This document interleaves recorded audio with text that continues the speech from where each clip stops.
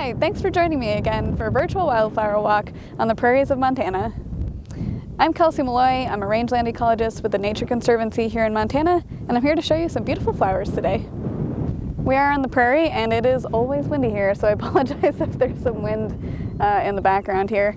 This tiny plant is Carolina whitlow grass. The scientific name is Draba reptans. It has tiny white flowers. It's in the mustard family, so the flowers have 4 petals, and there's not much to say about it besides it's very small. But the more you get into flowers, the more fun it is to notice even the tiny little ones. This is field chickweed, Cerastium arvens is the scientific name. This is pretty common. You'll see it on hillsides like this, places that had a little extra moisture. This is just starting to come up now. One way to help identify it, I find, if you feel the stems and the buds, it's pretty sticky. So that's something to look for. Also, it has opposite leaves.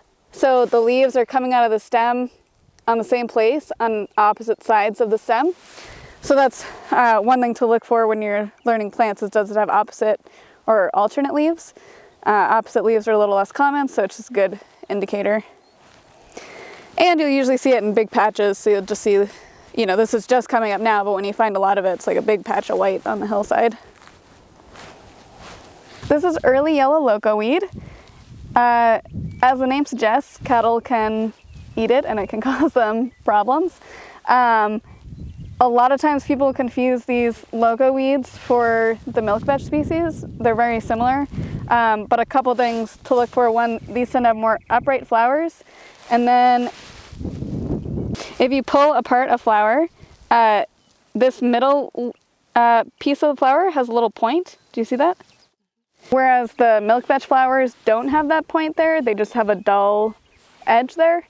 So that's a way to tell them apart if you're unsure and you have flowers on a plant, to at least get it down to the genus. Thank you for joining me for another wildflower walk. I hope you enjoyed getting to see all of the prairie's colorful flowers.